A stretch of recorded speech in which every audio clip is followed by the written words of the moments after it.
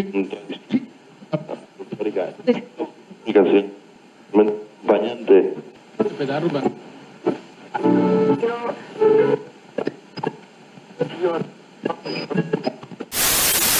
0 horas, 0 minutos.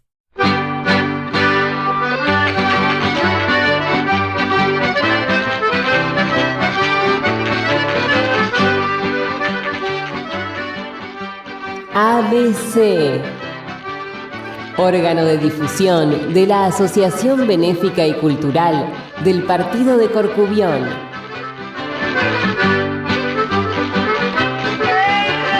Idea y producción, Daniel Alejandro Pasos.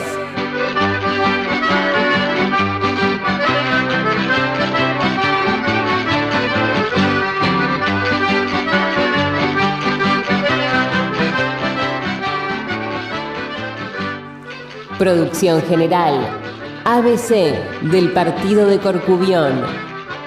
Buenos Aires, Argentina.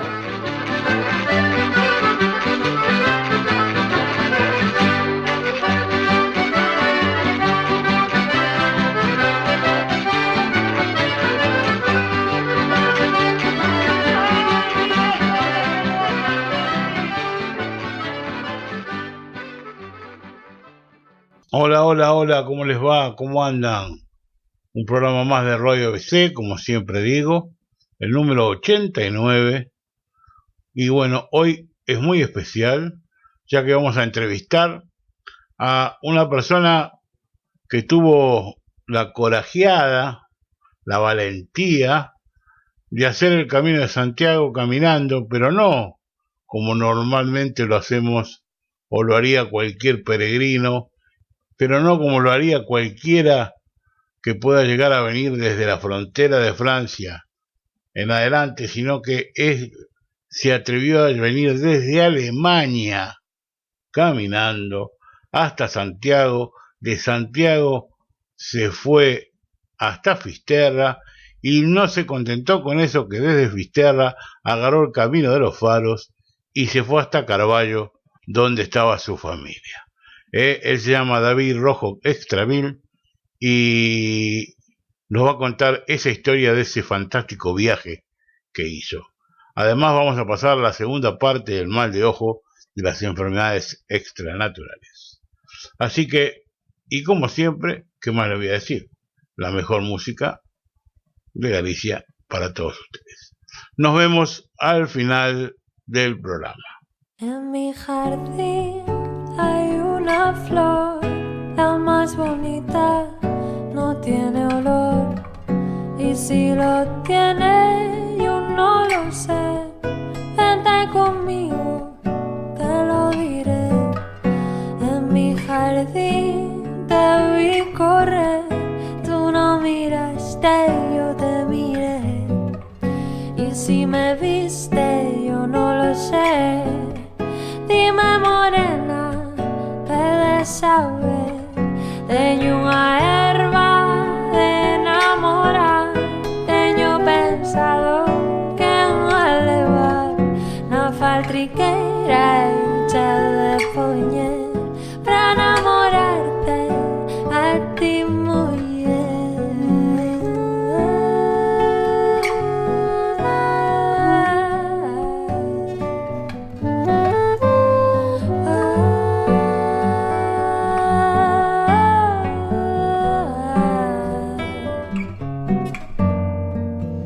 Tanto pedí que o meu amor quere algún día ser esa flor.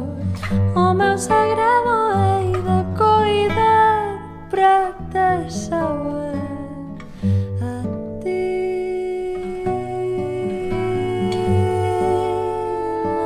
namorar. Hei a ti entrarte.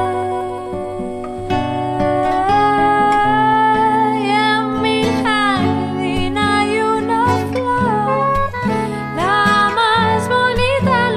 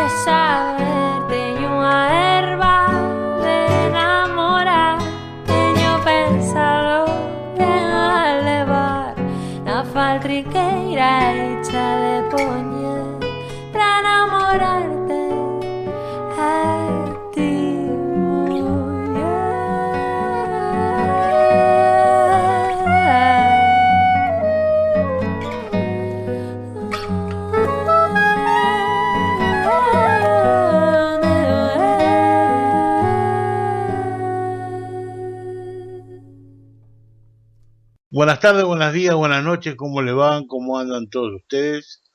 Acá vamos a hacer una nota hoy muy interesantísima de una persona que nos va a enseñar lo que es verdaderamente ser un peregrino. Y ser un peregrino aventurero, un peregrino de estos que se ha tomado con muchas ganas un desafío importante. Él es David Rojo Estramil y está nacido en Carballo, ahí cerquita de la Costa da Morte. Digamos que es casi un hijo de la Costa da Morte, porque él tuvo la gran osadía de hacer un viaje caminando desde Alemania hasta Santiago y de Santiago a Fisterra y de Fisterra hasta Carballo. Y estamos conversando con él y lo vamos a saludar para que nos salude a todos nosotros y nos cuente cómo fue esa verdadera odisea. Hola David, ¿cómo te va? Muy buenas tardes, muy bien. Bueno, lo primero, muchísimas gracias. Es un placer poder comentaros mi historia, mi aventura. Muchísimas gracias. Ahora pues estoy descansando ya en casa, como tú has dicho, en Carballo, que es donde me he criado, es donde viven mis padres. Y yo pues vivo en Alemania, vivía en Alemania desde hace 7 años y bueno, pues la aventura comenzó allí, comenzó donde pasé mis últimos 7 años trabajando y acabó pues en mi pueblo, como tú has dicho, muy cerquita de la Costa da Morte, y para llegar a él pues he cruzado toda la Costa da Morte, la verdad, precioso, es una zona preciosa y muy recomendable para visitar. Como todo gallego, probaste la emigración, fuiste a trabajar. Exacto. Como los nuevos emigrantes que hay en Galicia, que son los que fueron a Europa, porque los primeros emigrantes vinieron para América. Tú fuiste de los emigrantes que fueron para Europa. Exacto. Yo me dedico al sector industrial y Alemania la verdad es que está mucho mejor que España en este sentido y no le he dudado para nada. Con 22 años me fui para allí y la verdad es que muy bien. Pero bueno, sí, como tú has dicho, todo gallego tiene algún familiar, algún conocido que ha emigrado y yo soy uno de ellos. Exactamente. David, ¿cómo fue que se te ocurrió hacer ese viaje? Esto es una larga historia. Esto no empezó de un día para otro. Con la pandemia, en el 2020, se me ocurrió hacer el Camino de Santiago por primera vez. Empecé pues haciendo 7 días. Esto fueron unos 170 kilómetros, 7 días, y ahí empezó un poco el sueño, empezó el amor por el peregrinaje. Después de ahí, esto fue en octubre del 2020, ahí descubrí lo que era peregrinar y conocí a mucha gente que venía desde Alemania, Suiza, Francia, Inglaterra, incluso en plena pandemia. Entonces ahí surgió este asombro, ¿no? Esto de, ostras, la gente camina 1 mes, 2 meses, incluso 3 meses para llegar a nuestra tierra. Entonces era como, wow, qué privilegio ser de aquí y qué bonito conocer a esta gente. Entonces ahí empezó un poco el sueño. Dije yo, ostras, esto es una pasada. Entonces también, claro, peregrinar no es solo religioso, también existen otros motivos, pero claro, es una cosa muy completa. Conoces gente, conoces una cultura, gastronomía, naturaleza. La verdad es que son, se puede decir, unas vacaciones muy completas. También está el tema deporte y el tema sufrir. Claro, tú sales de tu zona de confort, no es lo mismo ir a una playa o ir a la montaña a disfrutar, que pues tienes carretera, tienes zonas que no son tan bonitas, pero como la vida, esto es como una vida. Yo siempre lo explico, el peregrinaje es como una vida comprimida en semanas o en días o en este caso meses. tú siempre tienes momentos malos, zonas de sufrir, momentos de que no te gustaría dejarlo, pero tú continúas. En la vida no, también tienes momentos malos, pero tú continúas. Y al final, pues, continúas hasta llegar al fin, hasta conseguir algo, o hasta, en este caso, llegar a Santiago.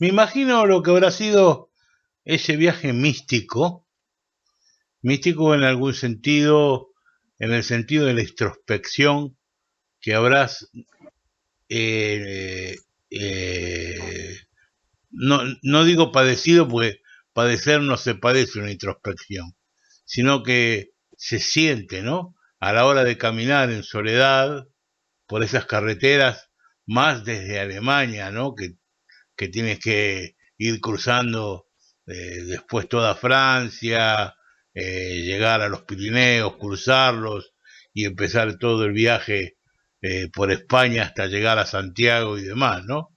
¿De qué te sirvió todo ese pensamiento? Claro, a ver, no es solo conocer los países que cruzas, las zonas y la gastronomía. También tienes mucho tiempo que estás solo y pues piensas muchísimo.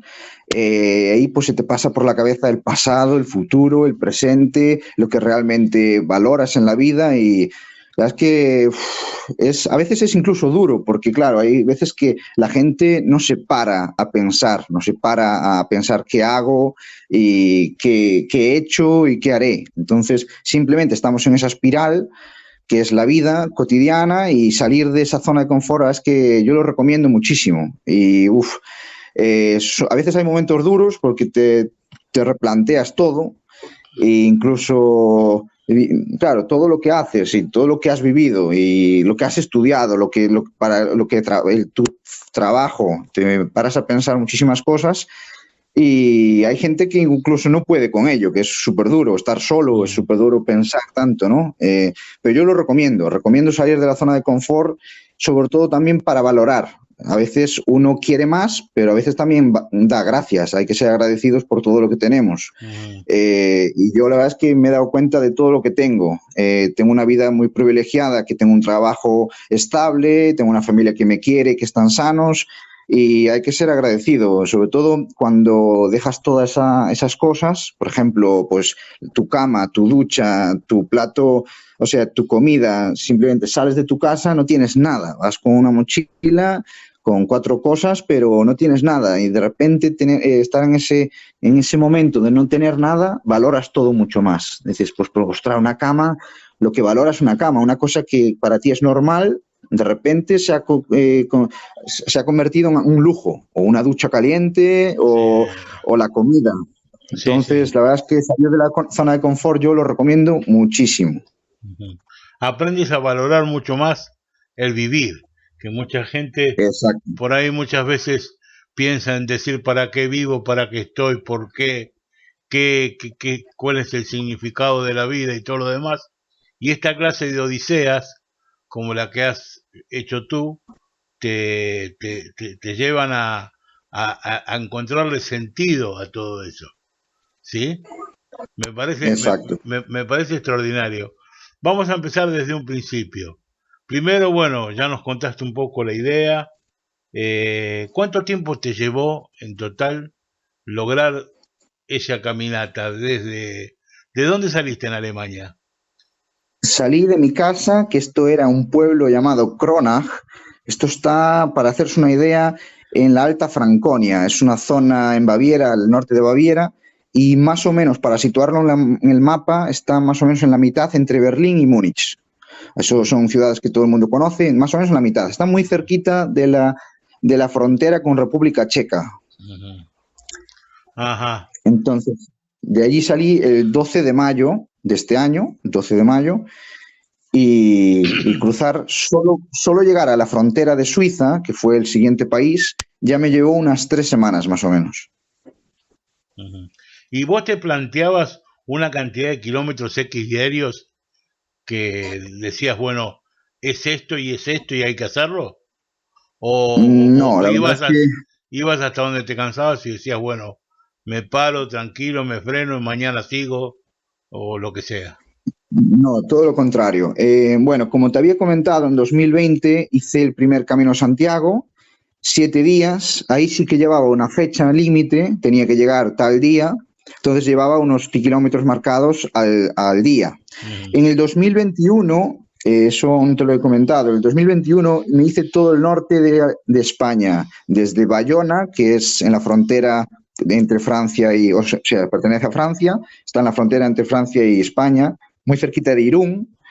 Pues ahí empecé y me duró unos 44 días, llegué a Fisterra y de Fisterra a Muxía. Ahí también llevaba una fecha. Entonces, no es lo mismo caminar con una fecha que caminar sin fecha. Entonces, claro, ya no llevaba un límite de tiempo, entonces puedes permitirte parar cuando quieras, seguir si quieres, entonces eso te da una libertad a la hora de disfrutar, porque claro, no es lo mismo ir con tiempo marcado que sin tiempo.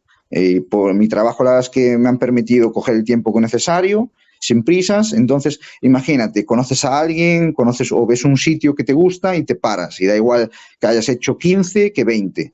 Lo que sí a mí me gustaría haber hecho o hacer 25 al día, me parece un buen kilometraje diario, porque son pues entre unas 5 y 6 horas caminando, más tus descansos. Yo lo veo bien, entre 25 y 30. Más, yo lo he hecho también, pero ya se te acortan mucho los días. Y yo también pues quería tener tiempo para leer, tener tiempo para escribir, tener tiempo para relacionarme con la gente. Entonces no era solo caminar, el peregrinaje no es solo caminar, es disfrutar de todo lo que el camino te da.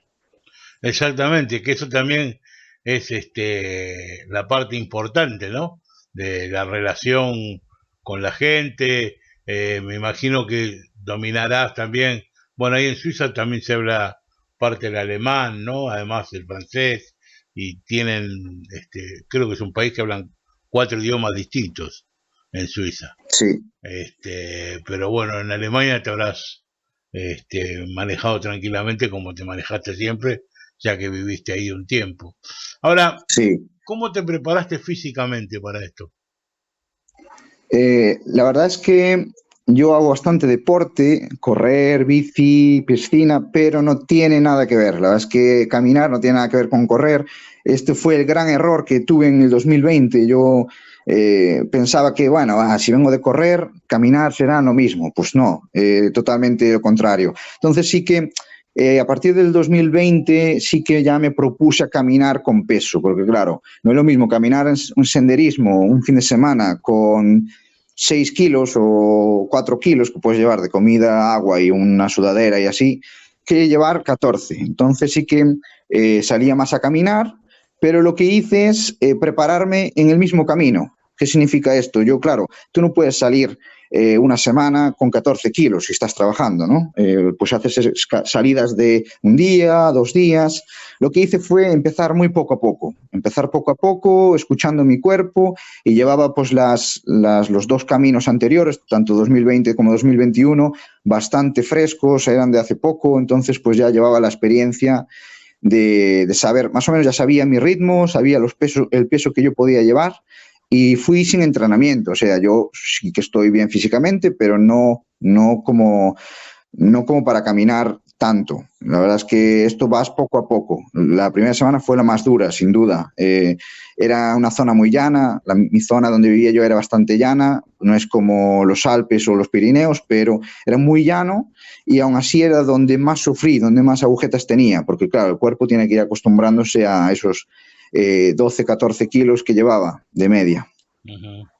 Me imagino lo que habrá sido pasar en los Pirineos. O sea, pasar de ahí de Francia, no sé si subiste por arriba, por la parte vasco-francesa y entraste por ahí a España, pero habrá sido bastante difícil, ¿no? Pues... Que no, la verdad es que no. Es gracioso porque justo lo más duro fue al principio, en mi casa, en Alemania. Sí. Cuando llegué a los Pirineos, claro, el cuerpo ya estaba acostumbrado, vienes con un ritmo que ya no te cuesta. La verdad es que fue de las zonas que menos he sufrido, porque claro, ya venía como ya estaba como ya atento, estaba ya, sabía a lo que me iba a enfrentar. Entonces, todo lo contrario, allí lo pasé súper bien, la verdad es que me gustó muchísimo. Cuando la naturaleza es bonita, es que incluso se disfruta. Y lo que sí que sufrí un poco fue en Suiza, ahí es cuando empezaron a hacer más altos y bajos, sube, baja. Ahí sí que ya tuve más agujetas. De hecho, el tema clima, el clima también influye muchísimo en Suiza. Tuve la primera ola de calor aquí en Europa en verano, bueno, en nuestro verano. Hemos tenido un par de olas de calor que, claro, esto pues lo pillas todo y ahí sí que sufrí bastante, pero en Pirineos la verdad es que bien, lo he llevado bastante bien. Uh-huh. Ahora, yo digo, ¿no? O sea, hiciste toda Alemania caminando, porque, bueno, de donde saliste, o por lo menos media Alemania casi caminando. Exacto, media Alemania. Toda Suiza. Cruzaste toda Francia, que la cruzaste por la parte de arriba, o sea, por lo que es la Bretaña, o pasaste por París. No, entré por Ginebra, o sea, Ginebra fue la última ciudad de Suiza, entré por Ginebra más o menos hacia Lyon, uh-huh. Es cruzarla de noroeste a suroeste, uh-huh. O sea, entré por Ginebra y llegué a España por la zona de Bayona, bueno, por la zona de Saint-Jean, que eso sí que le suena a la gente que esté puesta en el tema peregrinaje. Saint-Jean-Pied-de-Port es pues la ciudad o el pueblo donde empieza casi todo el mundo a hacer el Camino de Santiago.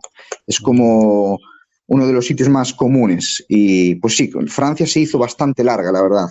Francia fue lo más largo, fue más larga Francia que Alemania y Suiza juntas.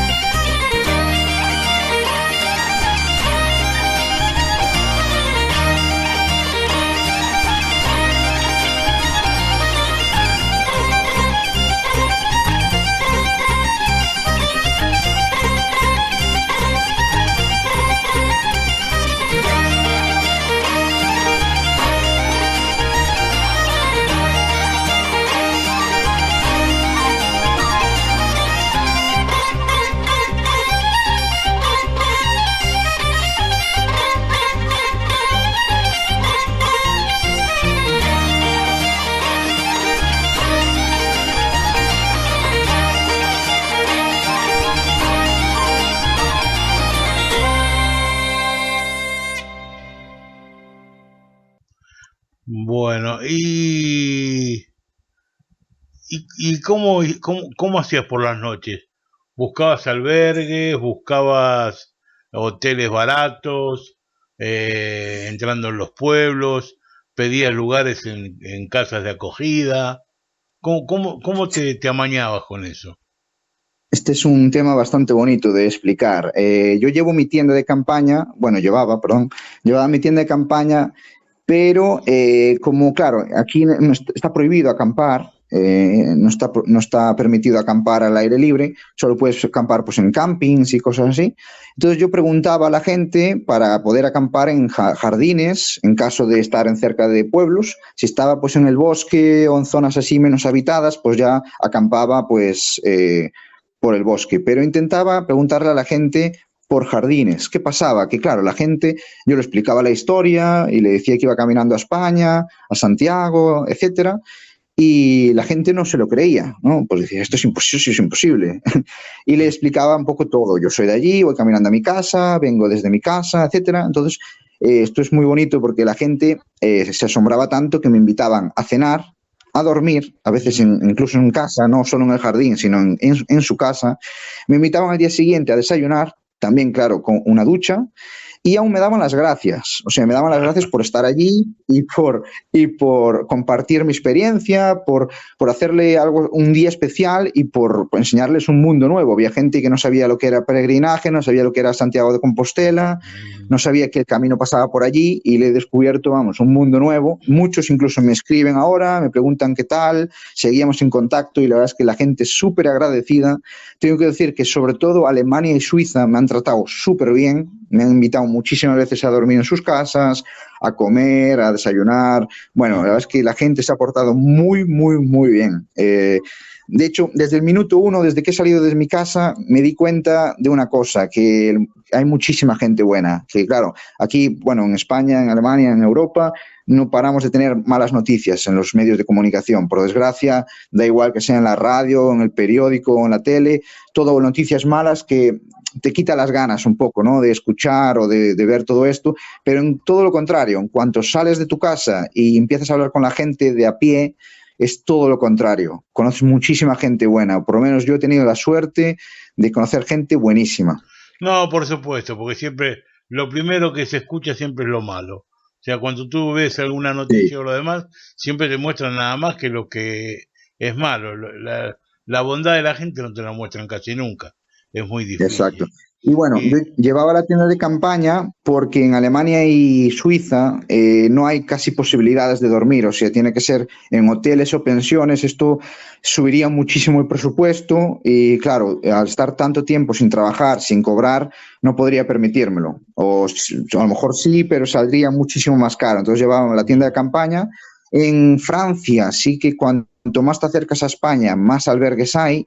A partir de una ciudad que se llama Le Puy, la verdad es que es súper sencillo, hay un montón de albergues, pero claro, yo ya llevaba la tienda, entonces aprovechaba tener la tienda para ahorrar costes y también para tener libertad. Te da mucha libertad a la hora de parar cuando tú quieras, o incluso por bonito, o por cansado, o por cuando como, te da mucha libertad la tienda de campaña, ¿verdad? Yo lo recomiendo. Y en España sí que ya tienes albergues cada 5 kilómetros. Ahí sí que esto ya es mucho más sencillo. Pero yo seguía con la tienda. Ahí sí que yo intentaba dormir una vez a la semana en un colchón, bueno, una cama, a poder ser. Una vez a la semana, eso sí. Lo máximo que dormí en tienda de seguido fueron 10 días en Francia.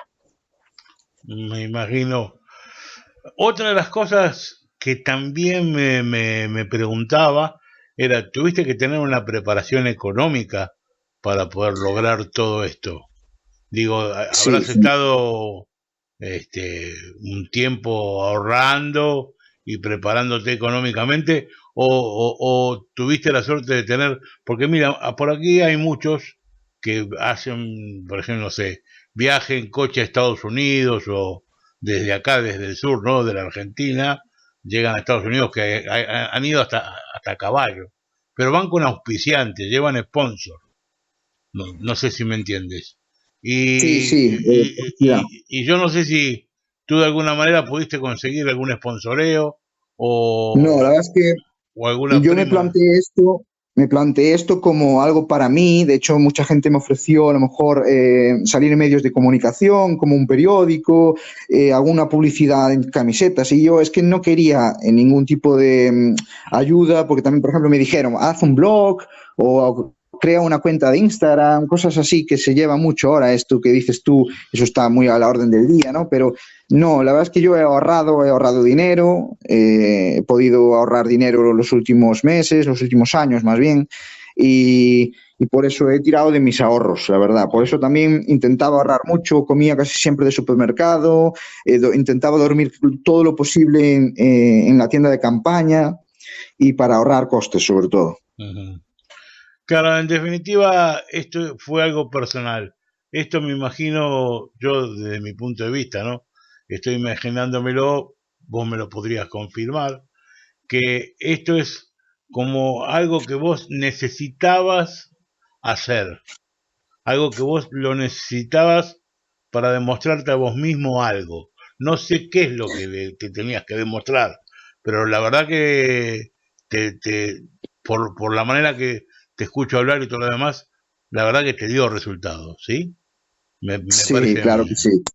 Claro, a ver, este sueño comenzó en 2020, pero además de un sueño es un poco una adicción, o sea, la sensación de libertad que te da el peregrinaje y conocer gente y sentirte libre y estar en contacto con la naturaleza a diario, esto es adictivo. Entonces he comenzado con 7 días, pasé a 44 y ahora era como, ostras, el siguiente, imagínate de casa a casa, ¿no? Era como un sueño imposible, pero dices tú, ostras, si he podido caminar 1000 kilómetros, también puedo caminar 3000. Y esto es eso así, adictivo, y al final he unido un par de cosas, que era el sueño con además la necesidad de un cambio en mi vida. Llevaba 7 años en la misma empresa, en el mismo pueblo, y yo quería pues dejarlo y cambiar, tener un cambio, pero no sabía hacia dónde ir. No sabía si volver a España, seguir en Alemania, cambiar de zona en Alemania. Entonces dices tú, pues mira, me voy y ya saldrá la respuesta. Entonces el camino me dará la respuesta, ¿no? Esa era mi idea. Y pues se unieron muchos factores, eso. La adicción, con el sueño, con la necesidad de cambio. Todos estos factores se unieron para dar a luz a esta gran aventura. Pregunta, en definitiva, ¿tomaste la medida de la cantidad de kilómetros que caminaste? Si los apunté. ¿Y fueron? 3.626. Dios, Dios bendito. 3.626 kilómetros a pie. Eso, la verdad que es para felicitarte y aplaudirte de pie, ¿no? Porque no sé cuántos podrían hacer lo mismo que hiciste tú. Eso es solamente comparable con ciertas épocas de la época por ahí romana o vaya a saber de cuándo, de la gente, de los soldados que caminaban de un lugar a otro para ir a hacer la guerra o algo por el estilo, ¿no? O por ahí mismo del pueblo venezolano cuando se escaparon de Maduro y fueron caminando hasta Chile, ¿no? Que también es una cantidad de kilómetros desde Venezuela hasta Chile caminando, que tuvieron que cruzar Perú y todo lo demás. Y tú lo hiciste pura y exclusivamente por una cuestión de necesidad deportiva, de necesidad espiritual. Cuéntame, primero, me imagino que sellaste toda la Compostela, ¿no? Como para poder recibir la Compostela después en Santiago. Sí, claro que sí. Bueno, muchas gracias primero por todo lo que me estás diciendo, muchas gracias. Pero bueno, querer es poder. Si uno quiere, uno puede. Y simplemente lo importante es la constancia. Cuando yo empezaba, no pensaba en los 3.000, ni 3.600, ni nada por el estilo. Pensabas en día a día, poquito a poquito. Y esto es como todo en la vida. Con poquito a poquito podemos conseguir grandes cosas. Así que, bueno, muchas gracias. Pero es eso, poco a poco y confiar. Sobre todo confiar en uno mismo, tener la confianza de que sabes que vas a poder y ya está. Si tú crees que puedes, al final puedes. Sí, Los sellos, claro que sí, eso para mí era algo importante, no solo por la Compostela, sino más que es por cada sello tiene su historia. Para mí es súper bonito ahora verlo en casa y ver cada sello con su fecha y tener una historia. Esto fue en esta capilla, esto fue en esta iglesia, esto fue en tal sitio, aquí conocí a tal persona. La verdad es que es muy bonito eso, tener la historia de cada sello, y cada sello es un día y cada día tiene su historia también. Entonces, para mí es como el gran souvenir, es el mejor souvenir que puedo tener. Una foto de Santiago, una foto de Fisterra, eso pues la puedes sacar con el móvil mismo, pero tener una historia de cada sello, y la verdad es que es muy bonito. Y sí, al final he tenido 4 credenciales, el nombre del papel que se tiene que llevar se llama credencial. Eso te hace falta para dormir en los albergues y te hace falta para conseguir la Compostela. Uh-huh. Sí, que después te la dan ahí abajo de la catedral, ¿no? Exacto. La recibes ahí. Y ahí tienes 2 opciones. Una opción es la Compostela, que acredita que tú has estado en Santiago, que has caminado hacia allí, y la otra, que es pagando creo que 3 euros o algo así, te pone dónde lo has comenzado, y qué día has terminado y cuántos kilómetros has hecho. Esa es donde pone los 3.000 y pico en Santiago, que bueno, después fueron unos poquitos más hasta mi casa. La pregunta es, ¿qué sentiste cuando entraste a la catedral? Y te sentaste en la banca frente al santo, ¿no? Frente a Santiago. Claro, a ver, como gallego, yo ya he estado muchísimas veces en Santiago, miles de veces en Santiago, pero tengo que decir que cuando llevo caminando es totalmente diferente, es algo nuevo. Y yo llegué a Santiago, Monte do Gozo se llama, es a 5 kilómetros de Santiago, el día 11 de septiembre, ¿no? Justo un día antes de cumplir 4 meses. Y llegué allí, me senté allí solo y vi la ciudad y empecé a llorar. Empecé a llorar como un niño pequeño, ¿no? Lloré muchísimo y pensé, espera, a ver, frena. Lo importante no es que hayas llegado. Tú estás llorando aquí porque esto se acaba, y estás llorando aquí porque lo has conseguido, y estás llorando porque recuerdas todas las aventuras, todas las anécdotas que tienes. O sea, lo importante no ha sido llegar, lo importante ha sido todos los días. Entonces, ha sido como, a ver, David, tranquilízate, estás llorando, pero de alegría de todo lo que has vivido, de la experiencia que has vivido. Entonces fue como que yo me preparé ya el día 11 para esa llegada. Entonces llegué, la verdad es que fue precioso, porque además llegué a las 6 de la mañana, porque me quedé a 5 kilómetros de la ciudad, que yo lo recomiendo muchísimo, ver la catedral solo. O sea, yo estaba solo en la plaza, y eso es algo también alucinante, porque tener la plaza para ti solo es algo diferente. Y cuando vi al santo y estaba en la catedral, pues lo mismo, era como, madre mía, era como que aún no me lo creía, realmente no era consciente de lo que había conseguido. Uh-huh. Pero sobre todo el día 11 fue muy importante, la llegada allí a este monte que se llama Monte do Gozo. Allí fue como el momento de pensar, oye, esto realmente no es llegar aquí, realmente ha sido todo lo que has vivido antes. Eso fue un momento muy, muy importante. Fue muy emocionante y muy importante para después llegar con calma y con los pies en la tierra a Santiago.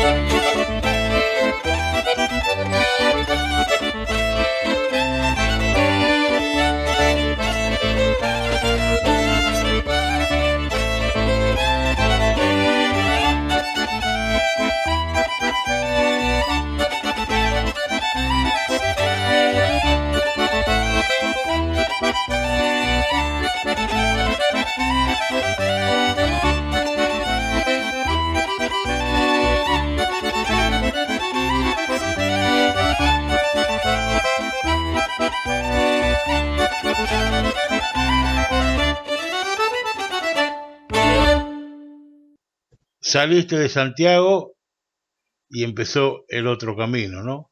Que es el camino hacia la costa, para llegar a Fisterra Exacto. y quemar los zapatos. ¿Quemaste los zapatos? No quemé los zapatos porque yo tenía que continuar con ellos hasta mi casa. Pero es un camino muy bonito. Yo lo recomiendo mucho. La gente que no puede, pues que tiene 5 días, que no tiene el tiempo como yo, es un camino muy bonito. Ir de Santiago a Fisterra o Santiago a Muxía, es que es precioso. Y ese fue otro de los momentos. Hay un montón de momentos cruciales en este camino, como fue cuando vi los Alpes por primera vez, cuando vi los Pirineos, cuando crucé la frontera a España, cuando crucé la frontera a Galicia. Y otro momento importantísimo fue ver el mar. Cuando vi el mar después de 4 meses, eso fue un momento espectacular, la verdad. Súper, súper bonito y otro momento de los que nunca uno se olvida. Y ves Fisterra ahí al final, ves el cabo, ves el pueblo y, ostras, ahí ves el final, ¿no? Y eso es súper bonito, una sensación única, la verdad. ¿Qué llegaste, por C o fuiste por Dumbría y después doblaste para Muxía? No, exacto, fui por C, o sea, fui Negreira, Santiago, Negreira, Mazaricos, C, Corcubión y después Fisterra. Yo no fui a Muxía porque iba después iría a Muxía, dirección Carballo. Eso viene después. Claro, o sea, no pasaste entonces por Dumbría. No pasaste a ver No, el Wagner gigante que está por ahí con el camino, no, con el camino que va por Dumbría. pasé cerquita, pero no, el camino se desvía en Hospitales, creo que se llama. Ahí coges el desvío a Fisterra o a Muxía y no, yo no pasé por Dumbría. Pasé cerquita, pero no pasé por allí. Y después tomaste un camino que nosotros lo hablamos varias veces en el programa de radio y lo hablamos especialmente con la gente de Vimianzo y demás que nos contaron de este camino, con el secretario de Turismo de Vimianzo y mismo con la secretaria de Turismo también de Umbría, que es el camino de los faros, que me dijeron que es un camino maravilloso y que también lo hiciste para llegar a Carballo. Exacto. O sea, no solamente te contentaste con hacer semejante cantidad de kilómetros hasta Fisterra, sino que además de Fisterra te fuiste caminando por el camino de los faros hasta Carballo. Contanos esa experiencia también.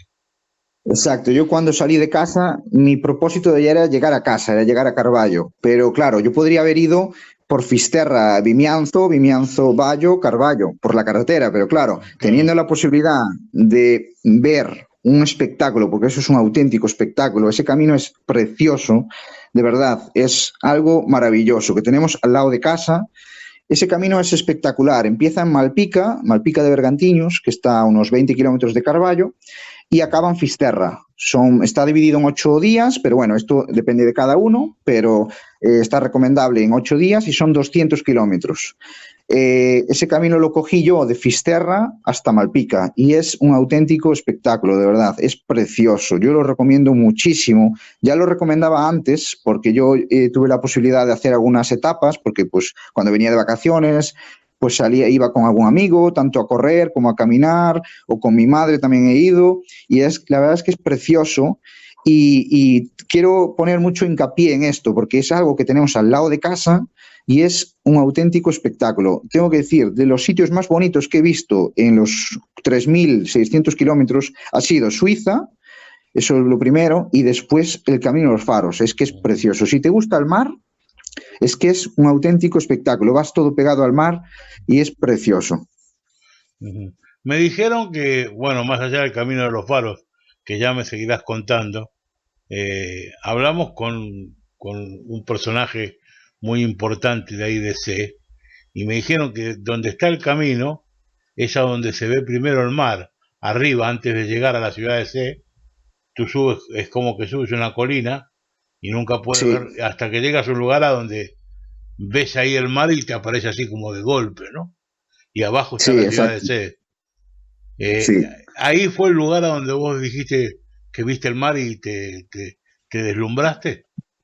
Sí, es ese mismo sitio, justo antes de bajar a C. Hay una bajada bastante bastante dura, y justo antes de esa bajada está el momento que ves el mar, que es precioso, ves la ría de Corcubión, que es preciosa, con el Monte Pindo a la izquierda, y es precioso ese momento, un momento muy, muy lindo, la verdad. Y sí, es justo ahí, justo antes de llegar a C. Ese fue el primer momento que vi el mar después de tantísimos meses.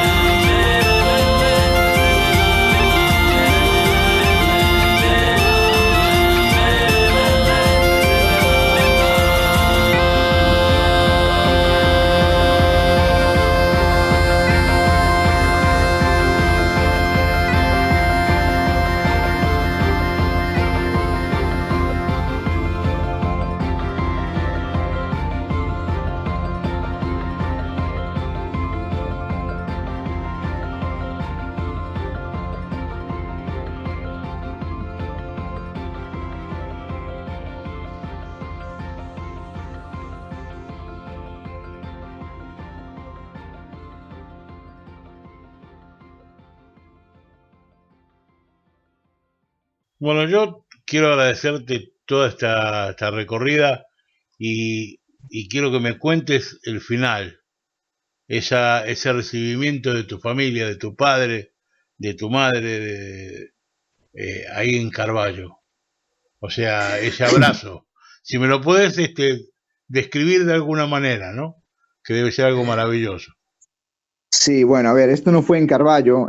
Mis padres, claro, tenían muchas ganas de verme y, claro, cada vez me decía, me ponía más prisa de ver, bueno, llegas ya, porque, claro, estás ahí al lado, estás en Santiago, que está a 1 hora de Carballo, de repente estás en C, estás en Fisterra, venga, vete ya para casa, tira ya y aprieta y vente, ¿no? Y yo le decía, a ver, no me apuréis, porque esto no es coger el bus y llegar, esto lleva tiempo. Entonces, si queréis, me venís a ver. Y claro, así fue.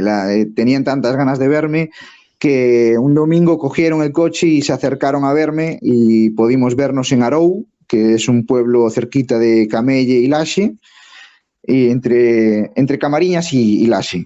Y allí pues pudimos vernos, el abrazo, los lloros y la alegría de poder ver al hijo después de tanto tiempo. Siempre es una alegría ver al hijo emigrado, pero bueno, después de algo así, pues más aún, ¿no? Y sí, ha sido muy bonito y pudimos comer juntos allí, contar un poco la aventura, muy resumida, pero un poco así ya. Y entonces después, un día, eso fue en un domingo, yo llegué el jueves, así que 4 días antes ya pude verlos.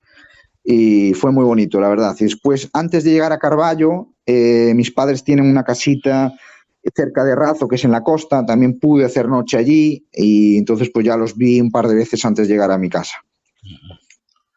Como para ir terminando y desde ya agradeciéndote, me gustaría que me digas de todo lo que comentaste, de todo lo que hablaste, de todo lo que caminaste, ¿cuál fue el lugar que vos me digas,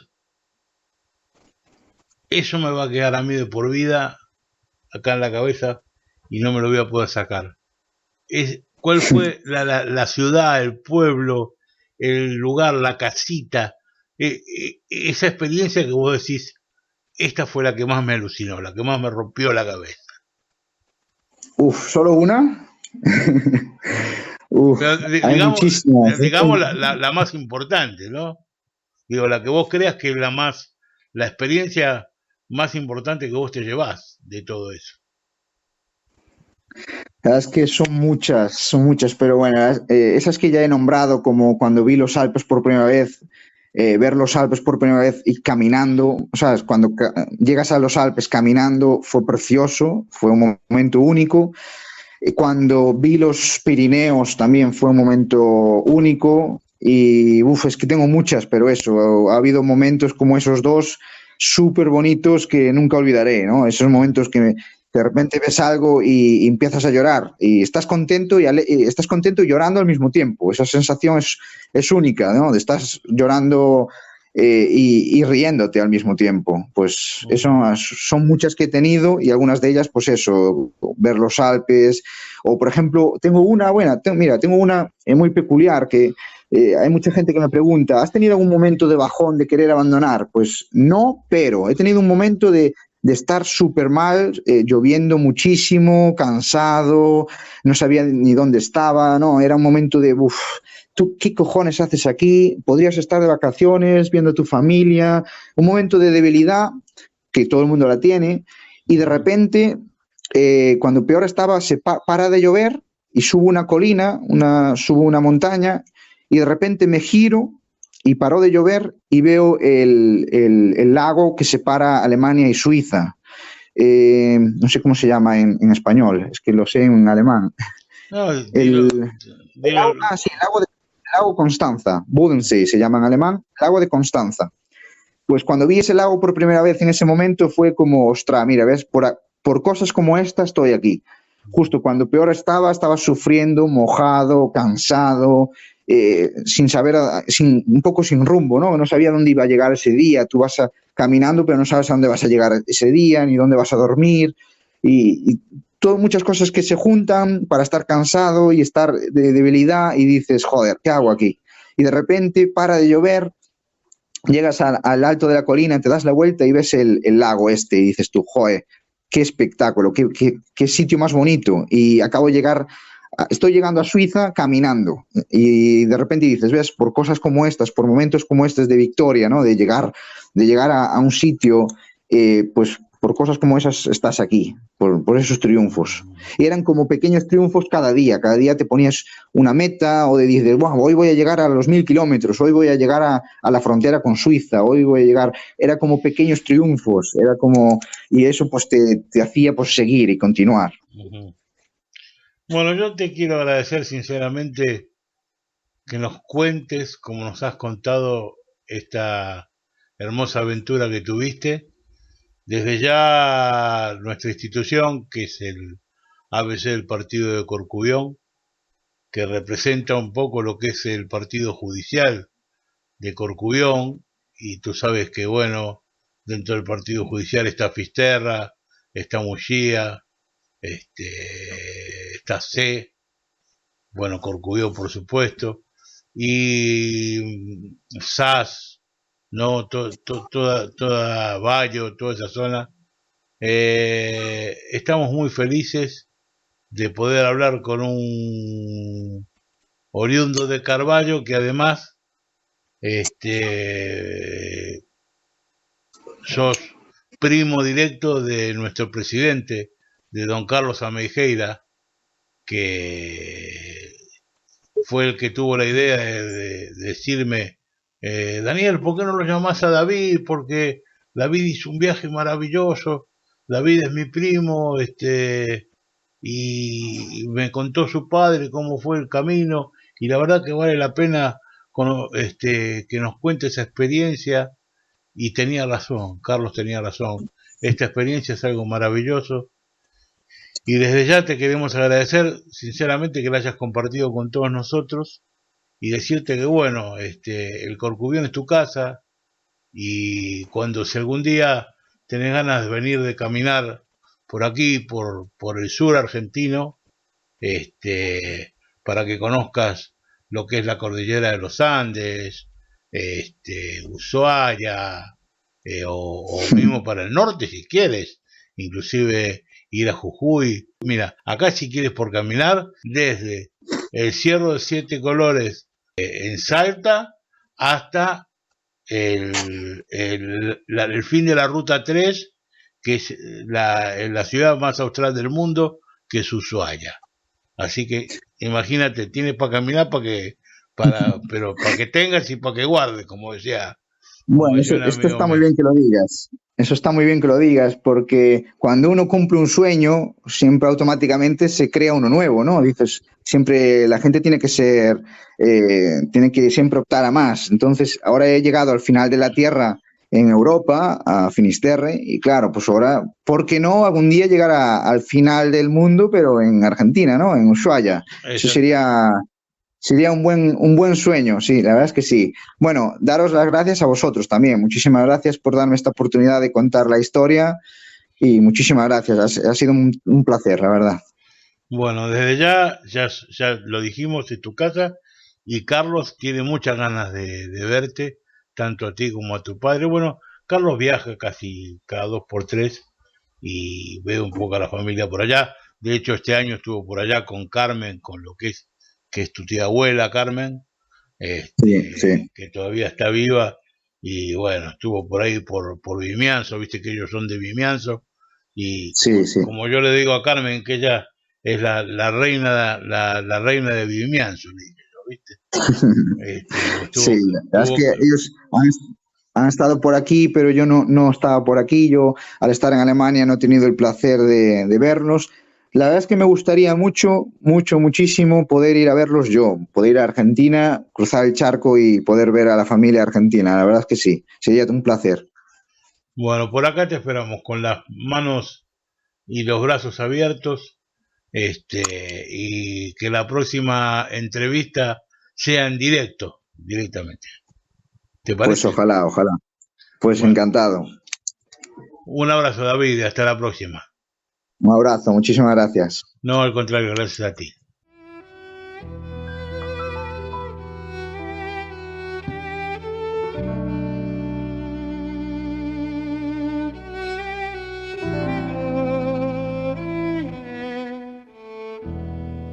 Enfermedades extranaturales.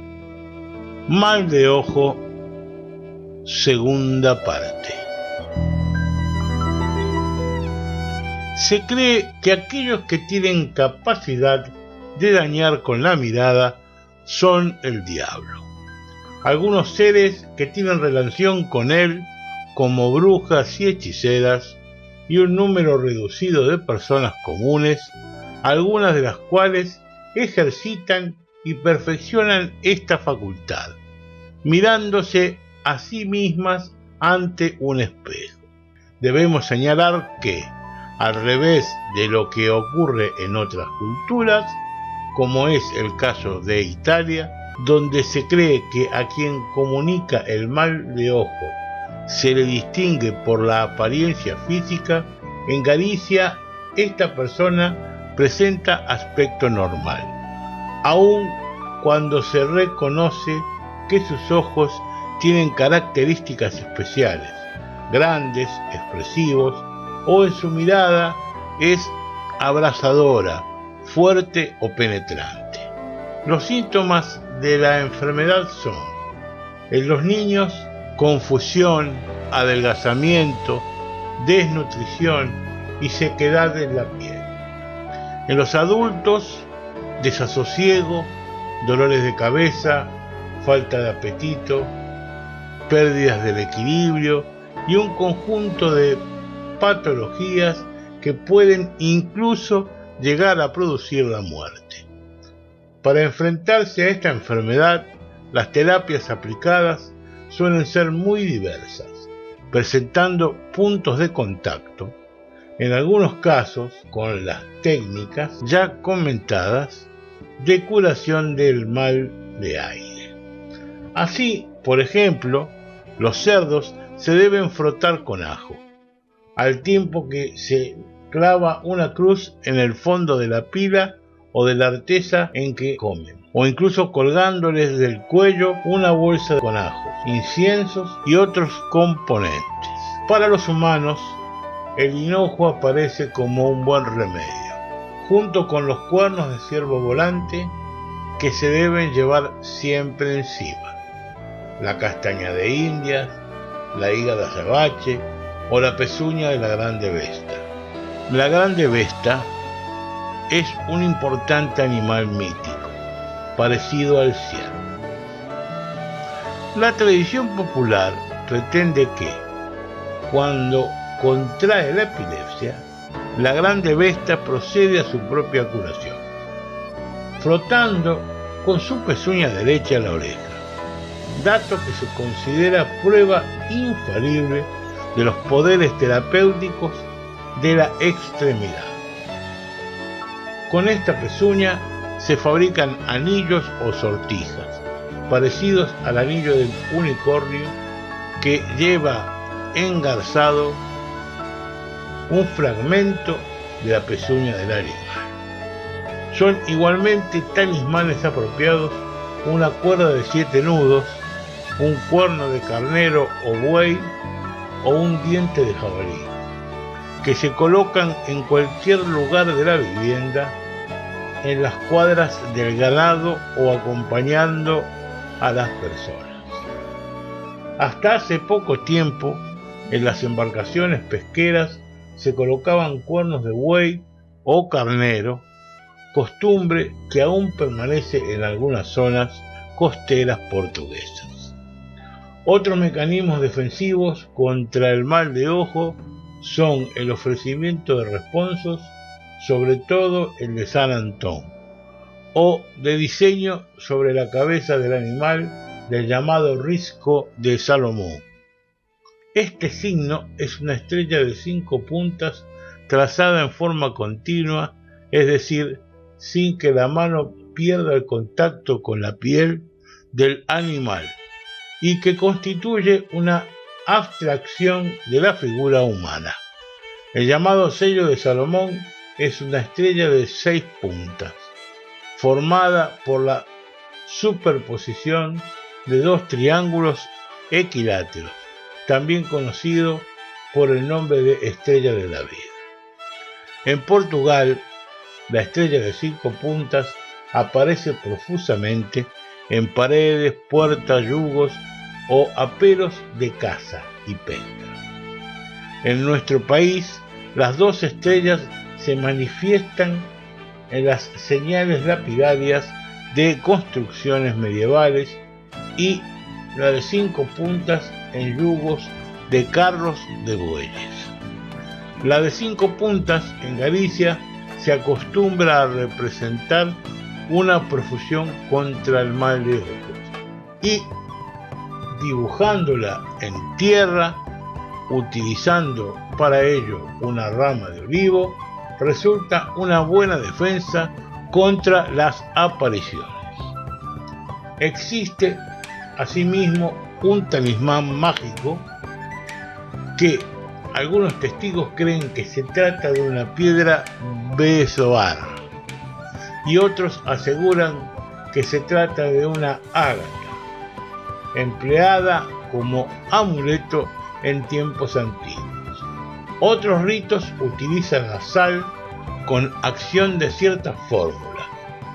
La aparición de la sal en este rito se debe a la consideración que tienen como sustancia preservadora de la corrupción, junto con la referencia al carácter sagrado que se asigna al mar.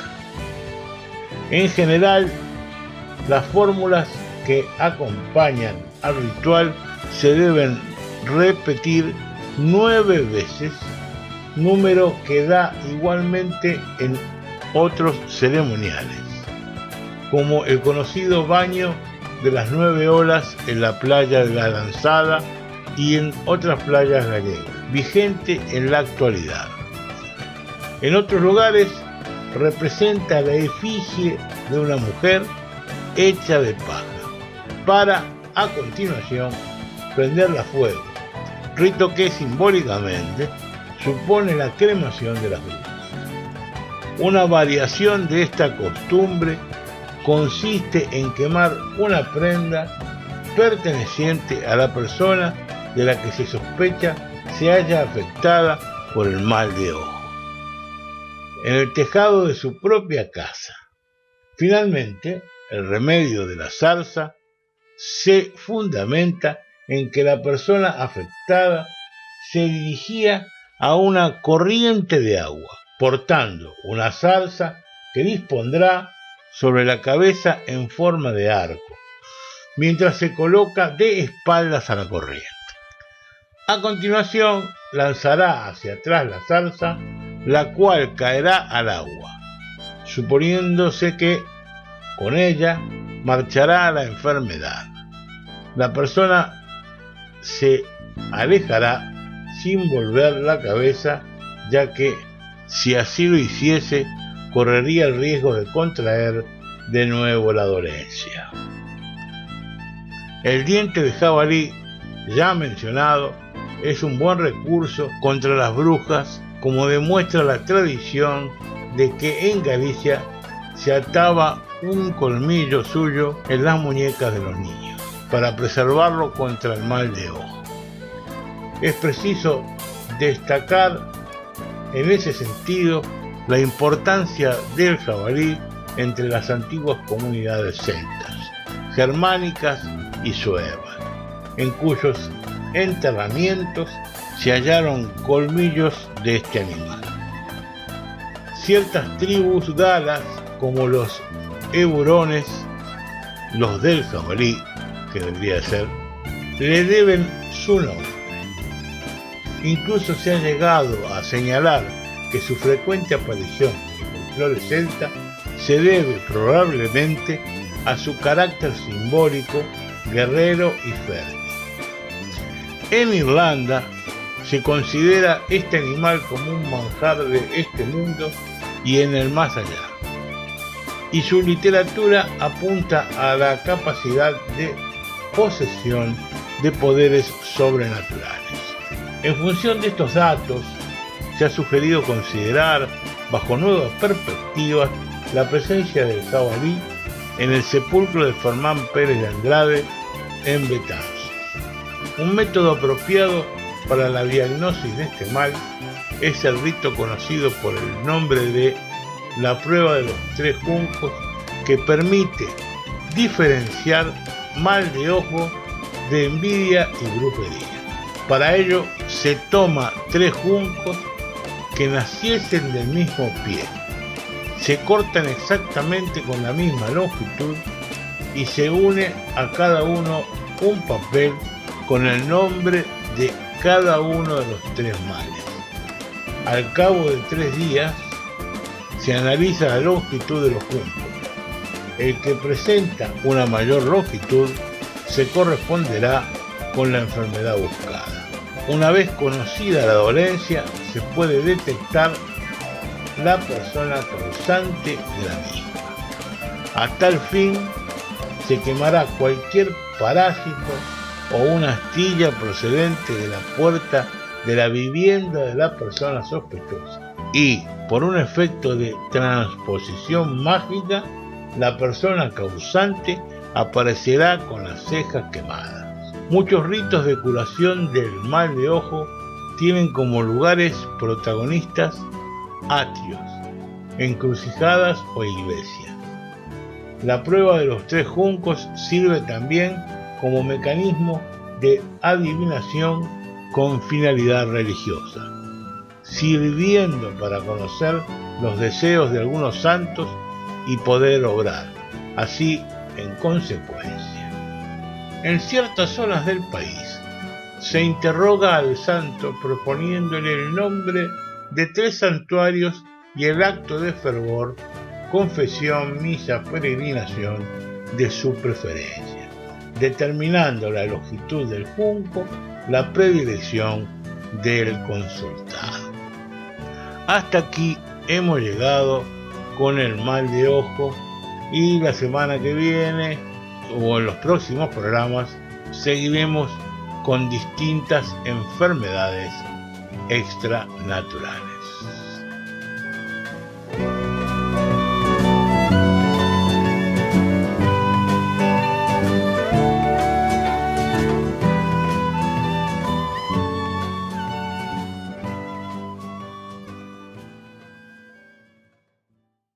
Y hasta aquí un programa más de Radio ABC. Les mandamos un beso grande, los queremos mucho y hasta la semana que viene.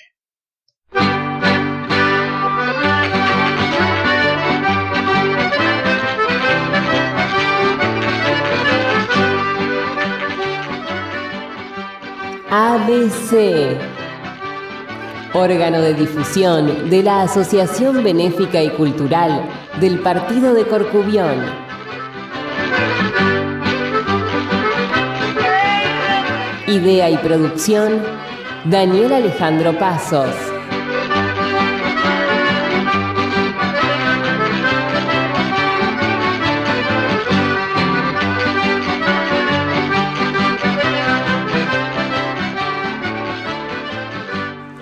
Producción general, ABC del Partido de Corcubión.